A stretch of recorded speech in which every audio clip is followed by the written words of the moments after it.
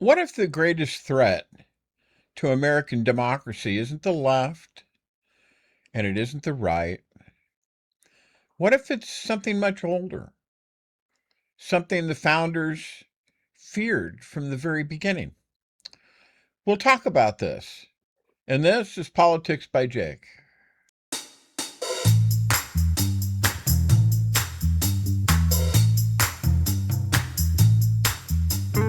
This is Politics by Jake.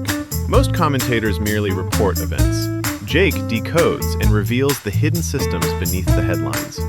He exposes the enduring, sometimes generational patterns that govern history, politics, economics, and human behavior. Jake names the unnamed. He brings into focus the things that were hiding, sometimes even in plain sight. And now, here's Jake. All right, and this is Politics by Jake. Welcome to the weekend show. This is part two. It's set to air on Sunday, July 12th. I was going to say September. Holy smokes, not quite. Still got a couple of months to go yet. Set to air on July 12th. There, I said it again. July 12th, 2026. And we welcome you to the show. And as I always say, we welcome you to 2026. We welcome you to the fight. We have an existential election, just very serious. Couldn't be more serious than what it is.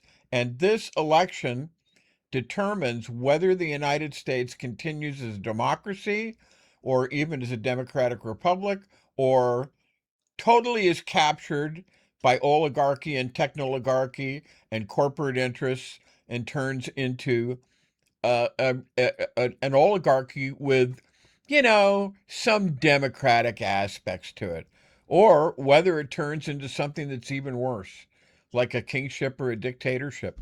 And on the show, as Brian said, that was our announcer, Brian Barrymore.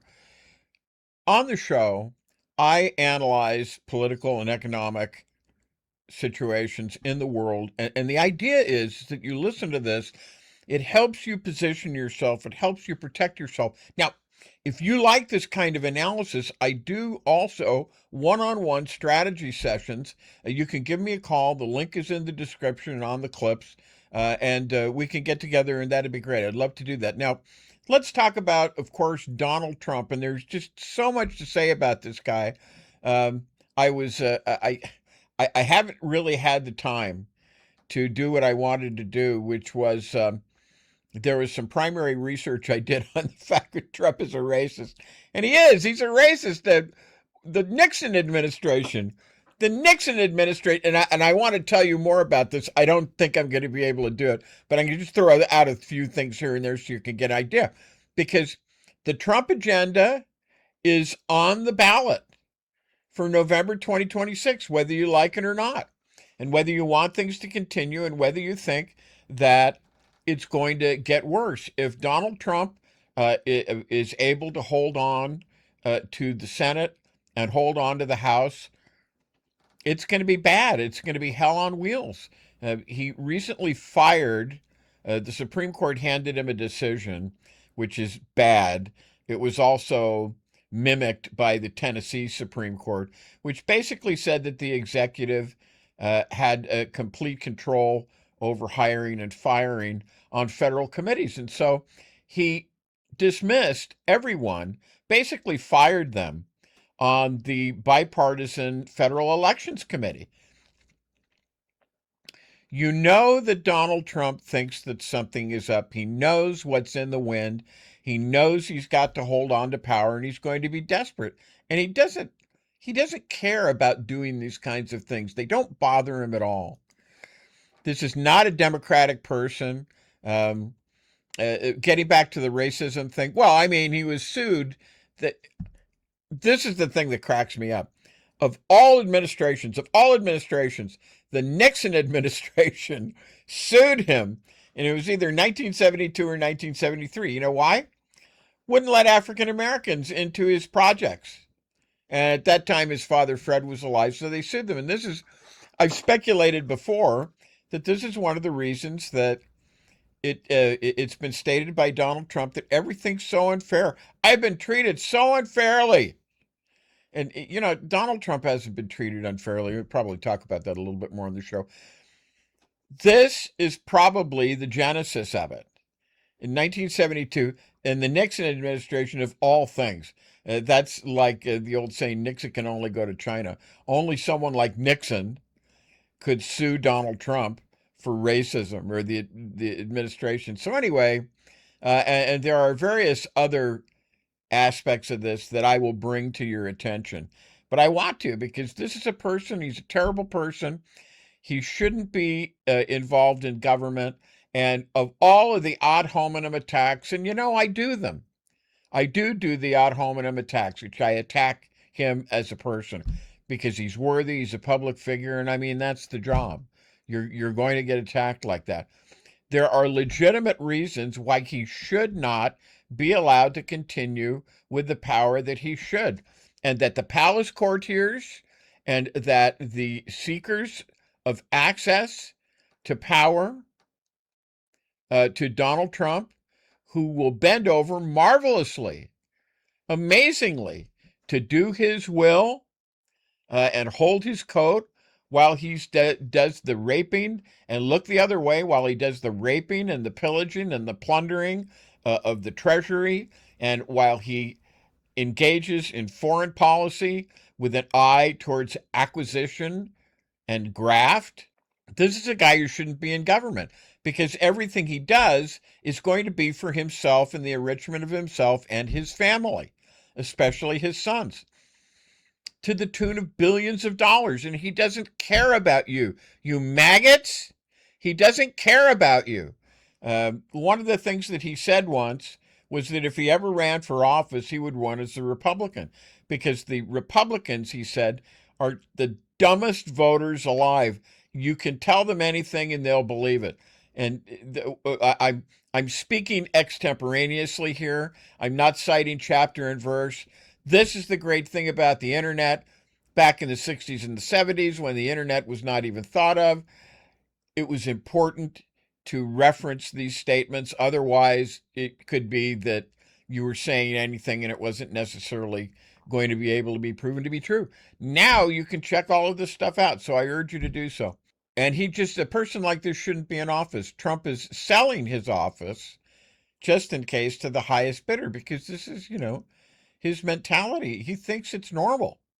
He really thinks this is normal, and he knows that other billionaires, other oligarchs, other technologarchs, and corporate interests, they have this exact same attitude, and he doesn't see anything wrong with it. And the difference is that they work silently, so you don't see what it is they are doing. You don't hear much about Elon Musk, for example, being a trillionaire, although he apparently, the news I read is that he was a trillionaire for about a week, and then he slipped back. He's not a trillionaire anymore. But who knows? People like him will try. But Musk works more quietly. He wants to work behind the scenes. Trump loves the acclaim. He loves the attention. He's the perfect poster child for the billionaire set, the Jamie Dimon, CEO of JP Morgan Chase, who famously said, or infamously as the case may be, in Davos, Switzerland in January of 2024, we are all in for Trump. And he was talking about the billionaire class. That's what he was talking about, because they're the same. And you don't think they knew who their man was? You don't think they knew who Donald Trump was? This pathetic. He actually is pathetic. Most people are afraid of him. I suppose there's reason when you have someone like him in power to be afraid of him. But he's pathetic. He's this person who imitates and wants to be like these billionaires. He wants to be like these dictators. He wants to be like Little Kim the Rocket Man. He wants to be like Xi, the emperor or the president for, I say emperor, but president for life. That's an emperor. That's a king for life in mainland China. He wants to be like Vladimir Vladimirovich Putin. This is what he wants. And this is how he conducts his policy. He's done foolishly in the Iran war, He's now got a death sentence against him, and he's not conducting it in a proper way. Um, Other historians, colleagues of mine, although I don't, I guess I categorize myself as a historian, but I'm really more a student of history, is what I am. I can sit in the room with people who are actual historians who have PhDs in it, and I understand what they're saying, and I can get something of it. But I'm not in that class, and I don't purport to be. Law and business is what I'm in. That's what I've spent my time in. But I am a student of history. I've always loved history because it's just so important to understand history. It's as important as quantum physics. Because if you don't understand history, you will not know what has happened, and everything will seem new when actually all of these things repeat. And some people say history doesn't repeat, it rhymes. Well, I don't know. The situations can be pretty similar. They can actually be really pretty similar. But if you know history, you can be apprised and you can be guided by what happened. He doesn't know history at all. All he knows about is himself. As I was saying about these billionaires, they work silently, but they very much resent a free press. In fact, they hate a free press because a free press, it exposes their misdeeds, their maladroitness, and that is why they are now openly and zealously attempting to take it over and co-opt it. You see this with CBS, you see it with Paramount, you see it with ABC, and they already have long since owned Fox News. I mean, Rupert Murdoch, he's an oligarch from way back, and he bends to this kind of audience, which is the right wing, easily gullible, credulous, easily led audience, who he can say these things to. And he loves a guy like Donald Trump because Donald Trump is great for news. He is. He's great for news because he comes on and he says things. That's what people love. Back in New York, in the old days, when he was there, they used to call him the Mouth. And the reason why they called him the Mouth was because he would never shut up. But he was considered to be eccentric. He was always good for a laugh. He was always saying crazy things. And so he was sought after. But billionaires, it's nothing. I mean, it's nothing for a billionaire to take a few $100 million and throw it towards some media outlet like One American News Network, which is owned by a billionaire, or Newsmax. That's another one. They think nothing of this, but the idea is that they want their news heard. And so now they're in a position where, thanks to Donald Trump, they can begin to take over some of these networks that we all watch, like CBS, like operations like Paramount Plus and Paramount, for example, and take it over and bend it to their. And this is, this is difficult for ordinary Americans to believe. We've been raised on the idea that we're all Americans, that public office is a trust, the public trust, that the institutions of government ultimately belong to the people. But the plain, crucial, and important truth is this: there are people who already have descended to this level of thinking. They inhabit it. Donald Trump has become their poster boy. Um, like I said, as Jamie Dimon said, we're all in for Trump. Take the lesson, will you? These people are out there. They're moving methodically to capture America. I talked about it on yesterday's show. And to reshape it into something ugly, something deformed, a bastardized version of what America was intended to be. And if you cannot accept that conclusion today, I ask, at least please leave room for the possibility that this, in fact, may be true. Then do your research, do your own thinking, because, that's the duty of every American citizen. Every American who takes his citizenship seriously. Now, we're seeing ICE, Immigrations, Customs, and Enforcement, operating across the country. Yes, I have called them the modern Gestapo, and I'll tell you why, with some qualifications that I'll go into in a minute. Reports indicate they have arrested recently thousands of people. Last week, I cited a report putting that figure for the week roughly at 10,000 arrests. That's remarkable. That's a remarkable number of arrests. And I've said before on this program, there was an open microphone involving Donald Trump and Pam Bondi, in which Trump discussed going after his enemies because, in his view, there wasn't enough time. He was running out of time. Whether you agree with these conclusions or not, what follows from that is important. Donald Trump has always viewed politics personally. He divides people into friends and enemies.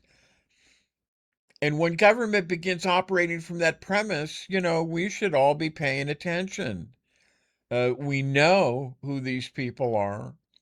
We know who Donald Trump considers his enemies. This is one of the killers. He considers Antifa his enemy. What's Antifa? Anti-fascists.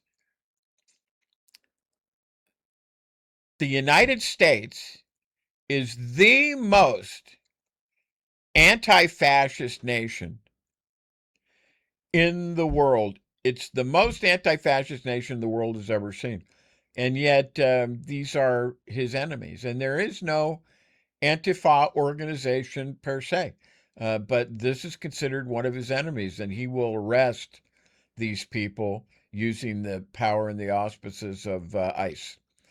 And we know this administration is increasingly framed political disagreement in personal terms rather than constitutional ones. But here's what you're not being told.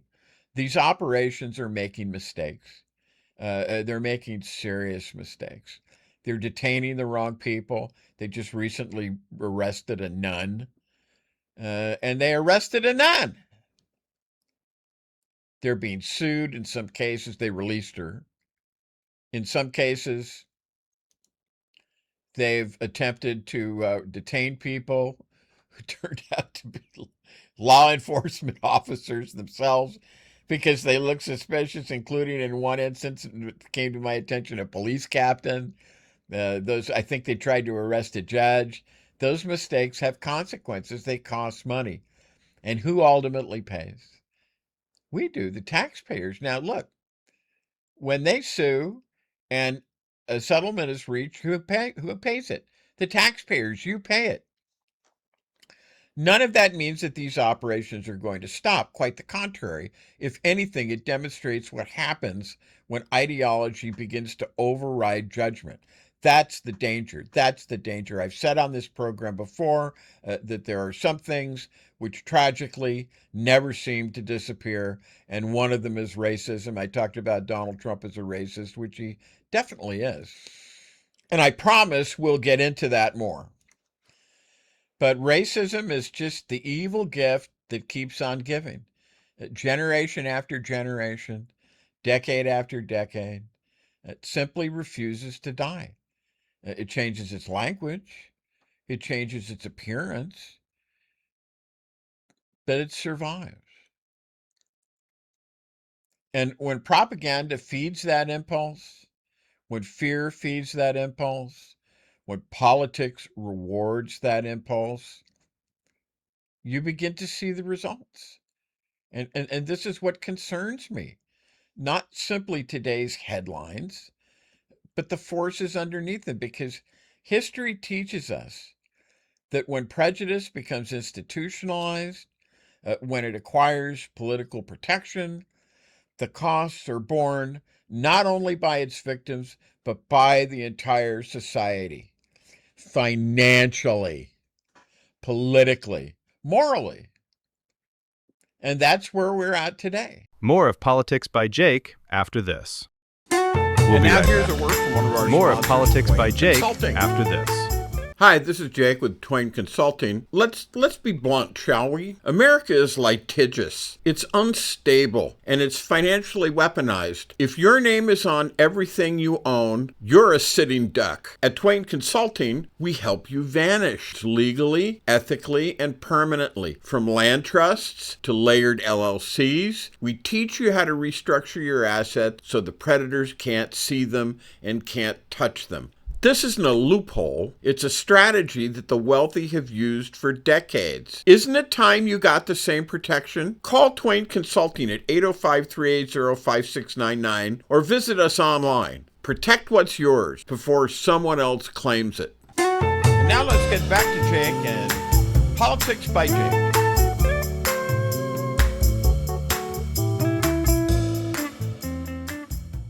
And now, back to Jake.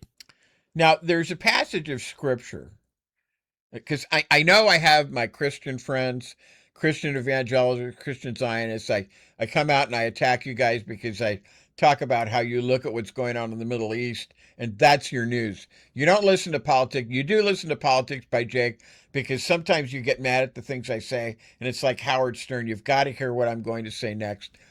That's fine. I want you here. I don't want you to watch other news shows. I want you here watching Politics by Jake, but they look at what's happening in the Middle East with an apocalyptic view.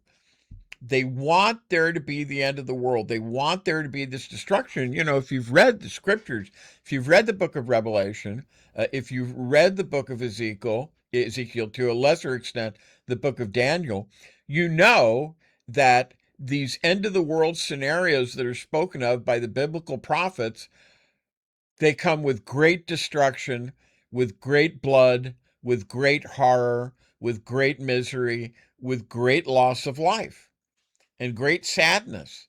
And there's a passage of scripture that's always stayed with me. Now, those of you, who aren't religious, bear with me for just a moment. I'm not asking you, obviously to accept the theology, although I think I know you. I think it's out there. But what I'm asking you to consider is the wisdom of the phrase itself. And there's a saying in scripture, and those of you, like I said, who are not so inclined, bear with me for a moment. I use scripture because I know many people are listening, people of faith. Others simply want to hear what I say next. Like I said, the passage is this: God shall send them strong delusion that they should believe a lie. Now, I'm not attempting to interpret scripture. Well, not really. I'm simply saying that phrase seems remarkably applicable to what we're witnessing today. You have people who have spent years in politics, years. Others have become legends in their own minds. And yet they're making this extraordinary mess of the government, which leads me to say on multiple occasions that they're destroying the government and that Donald Trump is a destroyer and that is his purpose, whether he knows it or not. And why? Why is that? It's because the desire for power has overwhelmed their capacity for reason. Power has become the objective. Everything else is secondary. Now, I hear from people, and this is funny because you've heard me talk about this in a different way. And I think it's because people are listening to the show.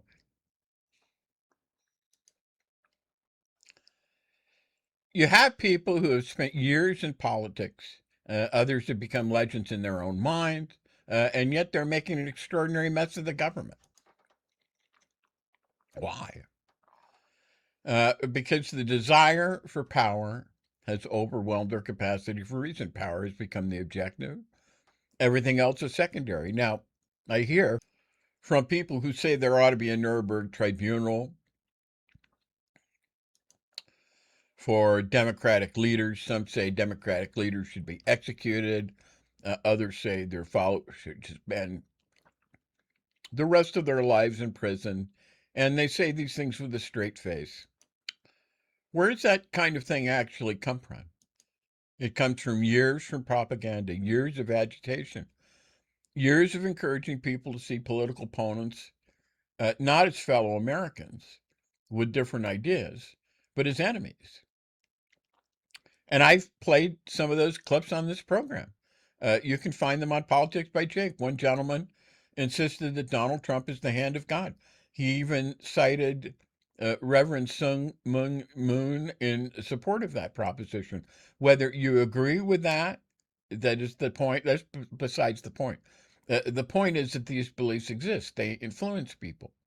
And some of those people now occupy positions of tremendous influence in our government. That's why this matters, because government conducted service in the service of ideology instead of reason inevitably produces disorder, and that disorder inevitably reaches every American. Donald Trump has repeatedly said he's been treated unfairly. Listen to him. Everything is unfair. That's what he says. Everything is a grievance. Everything is someone else's fault. I think that mentality has deep roots. His father, Fred Trump, was sued by the federal government over discriminating housing practices.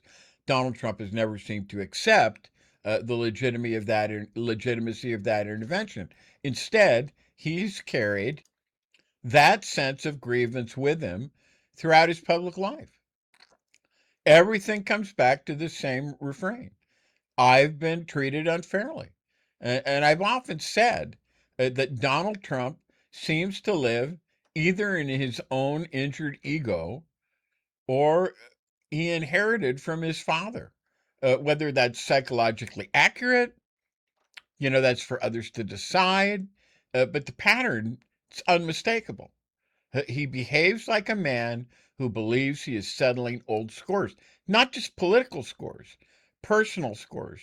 And when someone with a mentality like that occupies the office of the President of the United States, the government itself begins to reflect those grievances. And that's dangerous. Donald Trump inherited an enormous fortune from his father.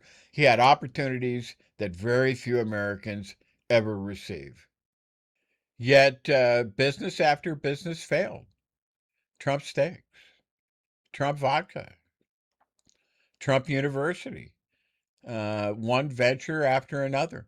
And the point isn't simply that businesses fail, businesses fail all the time. The point is that a failure never seems to produce self-examination. Instead, with Trump, instead, responsibility is also assigned, although always assigned somewhere else. Someone else is blamed. Someone else is accused of unfairness. And that same pattern now seems to appear in government itself. And that's why I believe this is more than politics. It's about character. It's about judgment. And ultimately,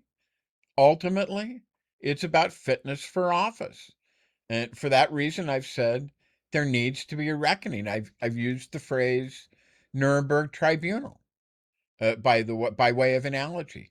I've also said there ought to be some sort of Truth and Reconciliation Commission or some other, you know, lawful tribunal that examines what has occurred. But notice what I did not say. I never said Donald Trump should be executed. I never said Pete Hegseth should be executed. I never said political leaders should be imprisoned for life simply because I disagree with them. That is not my position. It never has been. What I have said is that there must be accountability. There must be an accounting. There must be a public examination of how we arrived at this point. That's what constitutional government requires. That's what the rule of law requires. And the irony is that many of the loudest voices supporting Donald Trump have no hesitation in demanding things like execution, demanding life imprisonment, demanding war crimes tribunals for their political opponents. And I ask a simple question. What war crimes are you talking about? Show me the evidence. Show me the legal basis. Show me the facts. That's how a constitutional republic is supposed to work. Not by slogans, not by vengeance, not by political hysteria, but by evidence, by law, by due process. And if there is to be a reckoning, let it occur within the constitutional framework we've inherited. Let it be public, let it be lawful, and let it be fair. But let there also be consequences where the evidence warrants them. Otherwise, we we simply invite this to happen again, and that is Politics by Jake. All right, and this is Politics by Jake, and we are back. So, as we celebrate the United States, remember this: the American experiment didn't simply begin in 1776. The struggle to build a constitutional order reaches back much further, and the founders understood something fundamental about human nature. Every society contains three competing forces: the one, the few, and the many. And a simple form of government elevates only one of those forces. Our Constitution attempts something far more difficult. It gives each of them a place within the structure of the government and channels their conflicts into peaceful political debate rather than violence. The presidency embodies the principle of the one. The Senate represents the expression of the few, oligarchy, if you will, the rich, if you will, the privileged, if you will. The Supreme Court represents another. The House of Representatives gives voice to the many. The idea is not to eliminate conflict. Um, the idea is to contain it, to organize it, to force competing interests to resolve their differences within the constitutional system rather than outside it. That is the genius of the American Republic. But here's the problem: that balance no longer functions as it was intended. Under the pressures of globalization and concentrated wealth, oligarchical principle has expanded far beyond its proper role. When districts become so large that ordinary citizens struggle to know their own representative, when wealth dominates campaigns, when influence becomes concentrated, fewer and fewer hands, the House itself begins to resemble another oligarchy. And if that happens, you have oligarchy in the courts, you have oligarchy in the Senate, you have oligarchy in the House. That's too much oligarchy. And that, I believe, is one of the central political problems confronting the United States today. Uh, we'll continue through the week examining what that means and what can be done about it. We'll return to Jake in just a moment. We'll be right back. And now here's a word from one of our sponsors, Twain Consulting.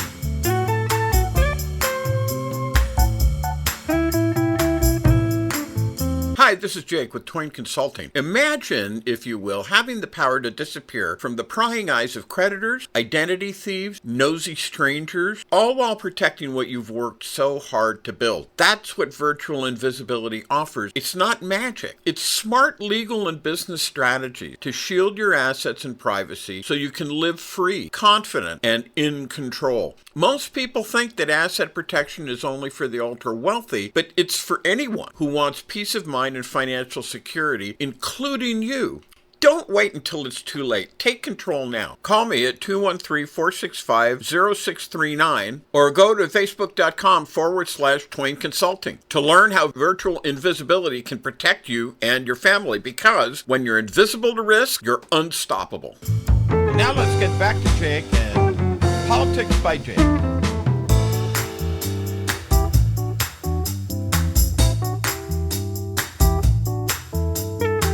Let's return to Jake. All right. Thank you, Brian Barrymore. All right. Now, United States Central Command says the Strait of Hormuz remains open to commercial transit.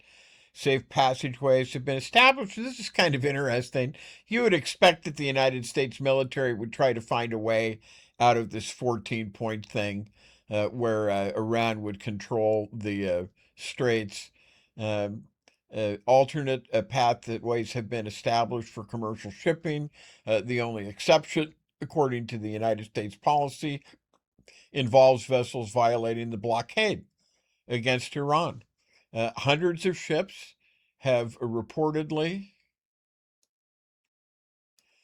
transited the strait during the past 2 months. Donald Trump has claimed that approximately 200 ships carrying roughly 100 million gallons of oil successfully passed through the area despite so-called Iranian blockade. The larger issue, however, is confidence.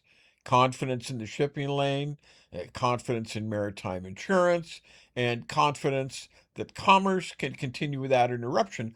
One proposal would be for the United States government to provide maritime insurance. The insurance, Lloyd's of London, and maritime insurers are antsy about that. Have the United States provide maritime insurance or guarantees for vessels using the strait. If the shipping industry knew those voyages were protected, much of the uncertainty surrounding the region could be reduced. Military escorts, air cover, destroyers, frigates, corvettes. Now, all of these are options that have been discussed whenever freedom of navigation, which is a key aspect of international law, whenever that's challenged. The bottom line is this: Iran does not control the Strait of Hormuz. Iran cannot be allowed to control the Strait of Hormuz. The greater obstacle may not be military capability, though. It may be the willingness of the insurers and the financial markets to assume the risk. And that brings us full circle. Political power, economic power, financial power, they're all connected. Understand those relationships. Understanding that it's essential if we're going to understand the world we're living in today. Uh,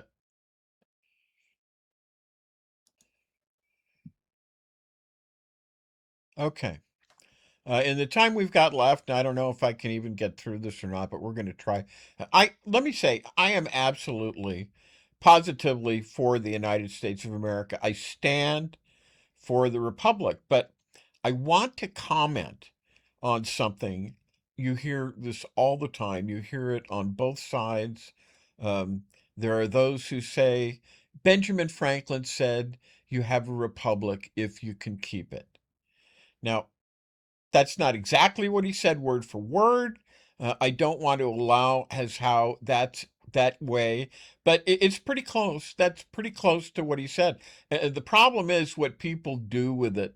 Some people who quote that line become positively anti-democratic, or they're simply ignorant.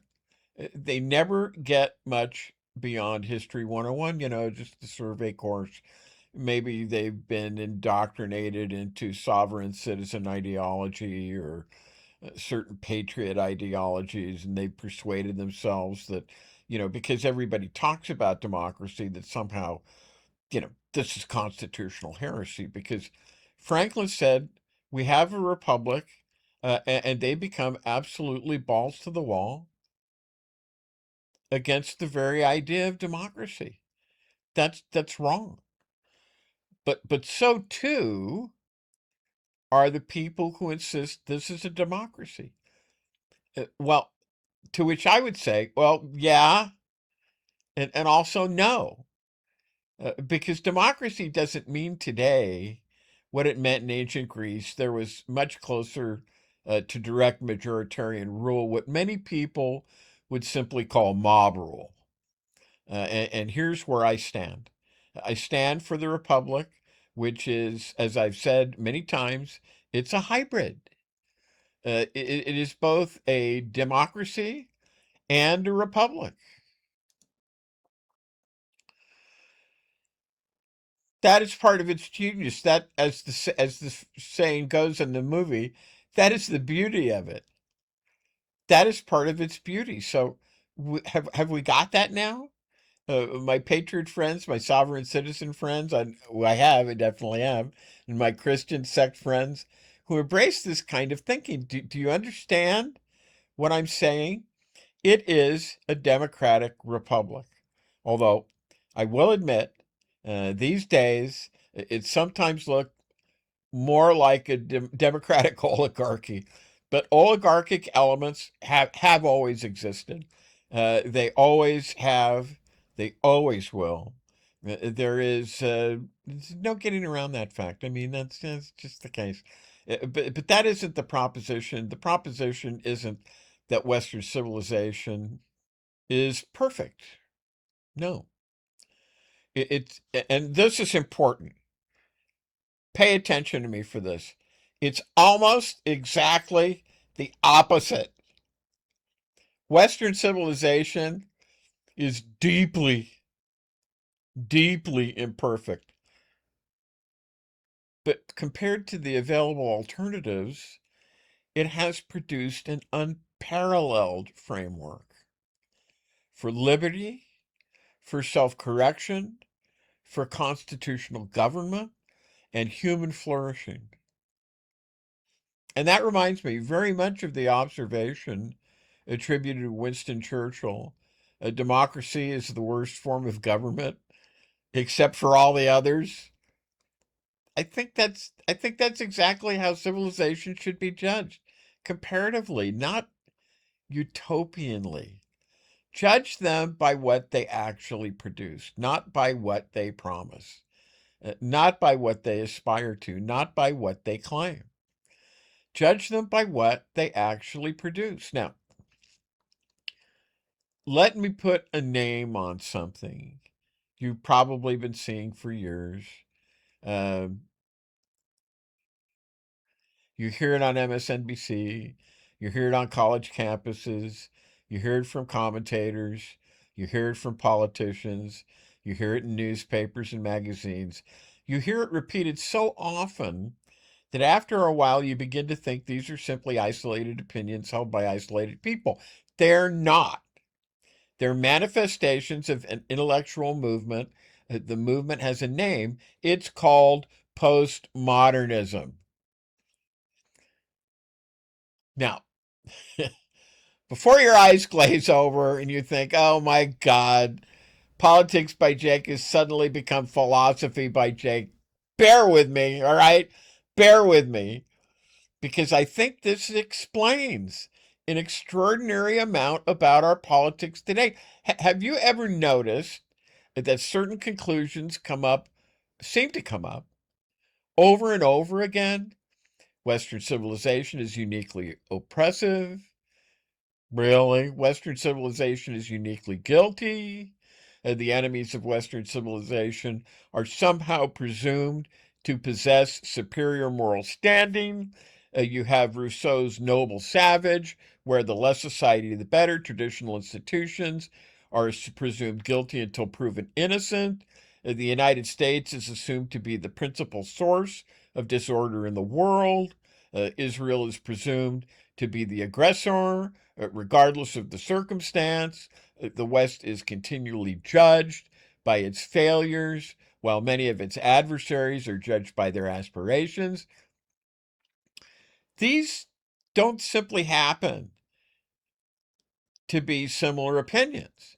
They arise from a common intellectual framework. And I think it is this mentality, so often expressed by the ultra left, that displays such contempt for Western civilization, while entertaining the absolute fictitious delusion that the enemies of Western civilization somehow represent the forces pushing humanity forward. I say exactly the opposite. I believe many of those movements are not progressive at all. They are profoundly in the retrograde. That is, they're moving civilizations backward, not forward. And that is where I fundamentally part company with the postmodernists. I think it is this mentality, so often expressed by the ultra left, that displays such contempt for Western civilization while entertaining the absolute fictitious delusion that the enemies of Western civilization somehow represent these forces that are pushing humanity forward.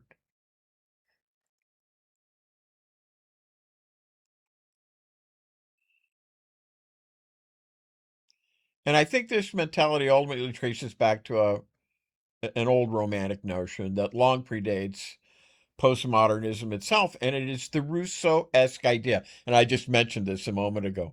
The idea of the noble savage, the belief that the civilization itself is corrupting, civilization itself is corrupting, and that those who stand outside Western civilization therefore possess some inherent moral superiority, the rejection of civilization itself in favor of a romanticized alternative. I don't buy this. Not for 1 minute. Civilizations are not judged. They're not judged by mythologies. They are judged by what they actually produce. Most of the people expressing these views in the media probably couldn't tell you what postmodernism is. They have never read the philosophers.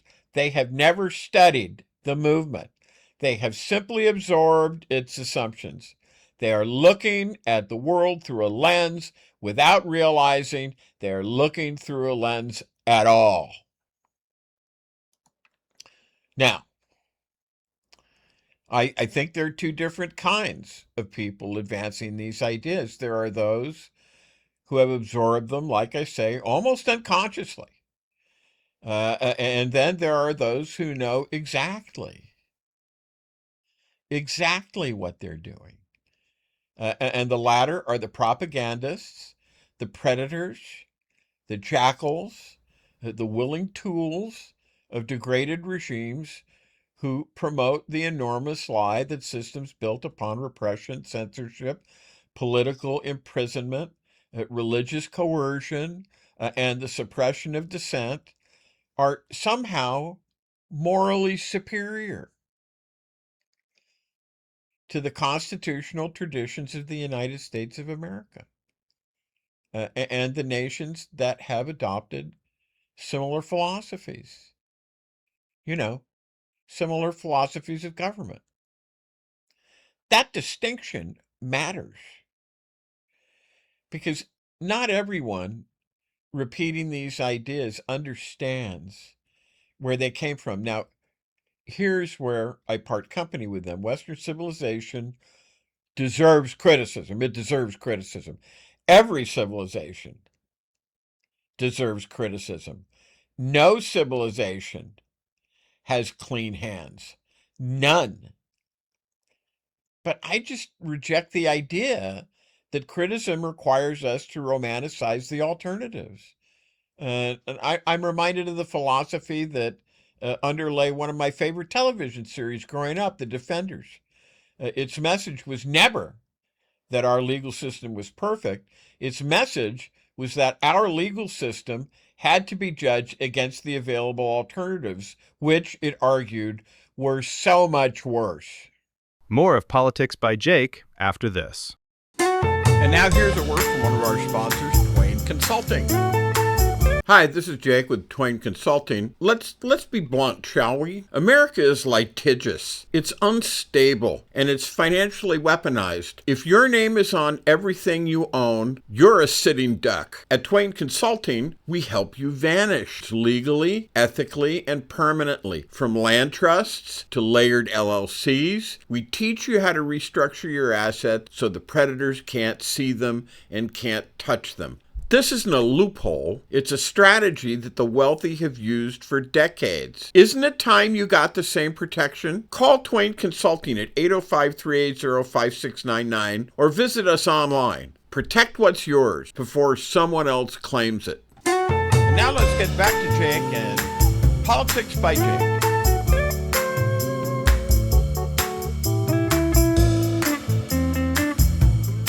And now, Politics by Jake continues. All right, this is Politics by Jake, and we're back, and we're talking about postmodernism And we talked about the defenders. We talked about the fact that all civilizations have to be judged, and that it's very much like Churchill's observations: judge systems comparatively, not against utopia. Okay. Um, Socrates, Plato reported, said, perfection is like a wheelbarrow. The wheel is perfection. You're pushing it. You never get to the wheel, but you do advance civilization. So it's not utopia against it can't be utopia against reality, because utopia is going to win every time, and it's just it's like naive. That's what I think is the question. Postmodernism too often refuses to ask this question: compared to what? Compared with what actual civilization? Compared with what actual political system? Compared with what actual historical experience? Take the Middle East just as an example. One of the things that constantly amazes me is watching the commentators who turn their backs on some of the most pro-American peoples in the Middle East, while romanticizing movements and leadership that have repeatedly rejected opportunities for peace. I think one of the best historical observations, or illustrations, I should say, is what President Bill Clinton himself later described regarding the negotiations with Yasser Arafat, who was, he called himself a Palestinian, but he was Hamas all the way. And Hamas is a proxy of Iran. It's how Iran projects power in the region. And this was during the 1990s. And according to Clinton's own account, Arafat was offered approximately 94% of the West Bank. That's what they're fighting about now, along with Gaza. And nevertheless, he walked away from this. He said, no. Now, whether you agree with every aspect of those negotiations, that's besides the point. We're not going to quibble here about this thing or that thing. The point is that reality is almost always more complicated than the simple morality plays presented by the postmodernists. Likewise, I think it is absolutely essential to distinguish between governments and peoples. I have criticized Benjamin Netanyahu repeatedly on this program. That does not require me to condemn the Israeli people. Those are entirely different propositions. Likewise, I distinguish between the government of the Islamic Republic and the Iranian people, who are essentially held hostage by their own government. These were people who were very pro-American in the past. They were very westernized. So those are not the same thing either. The Iranian people are heirs to one of the oldest civilizations, not as old as Western, by the way. Western civilization beats it by about 300 years. I approximate about 2,800 years. The Iranian civilization, the Medes and the Persians, about 2,500 years. But it's one of the oldest civilizations on the earth, nevertheless, and time again, they have demonstrated aspirations that cannot simply be equated with the policies of the government that rules them. Like I said, they are held hostage by their government. Governments are not people. Regimes are not civilizations. One of the great failures, in my opinion, of postmodern thinking uh, is that it blurs those distinctions. It teaches people to think in slogans rather than in realities. It teaches them to condemn entire civilizations while excusing oppressive regimes, simply because those regimes happen to oppose the West. That that is precisely. It's backwards. It's ass backwards, because I hear commentators speak as though the enemies of Western civilization are somehow carrying humanity forward. You know, I don't believe that. In many cases, I think precisely the opposite is true. Many of these movements are profoundly reactionary. They're not progressive. They are retrograde. They are backwards. They move civilization backward, not forward. And yet, they're often spoken of as though they represent the future. And I'm sorry. Here at Politics by Jake, we reject that. I reject that completely.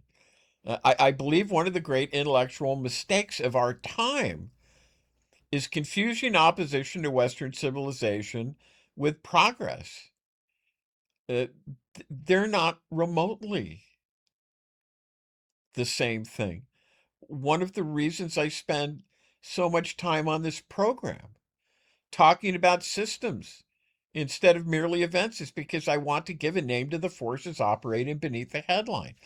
People hear these arguments every day, and I'm telling you, they're part of a tissue of lies.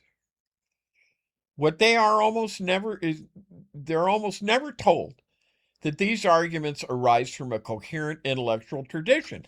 Postmodernism. That's why I'm talking to you about it. It has a name, it has a face. That tradition has a name. It is postmodernism. Now, I readily acknowledge that not everyone expressing these views thinks of himself or himself as a postmodernist. Most have probably never, heard the word used outside a college classroom. That is precisely my point. An operating system does not require its users to understand how it was written. It simply runs in the background. Postmodernism has become like that.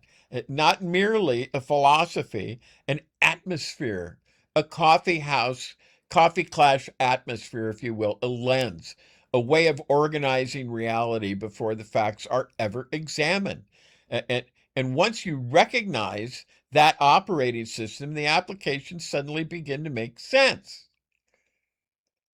The recurring narratives, the recurring assumptions, the recurring conclusions. They're no longer isolated opinions. They're expressions of a common intellectual framework. That's why I wanted to put a name on it, because once something has a name, you begin to recognize it wherever it appears. And I believe that one of the principal purposes of Politics by Jake, not merely to describe events, but to identify the systems. Brian says that on the show every week. Listen to the intro. The systems that produce them, not merely to report the headlines, but to reveal the architecture beneath the headlines, not merely to tell you what happened, but to explain why the same kinds of things keep happening again and again and again. And once you understand the operating system, the applications suddenly make sense.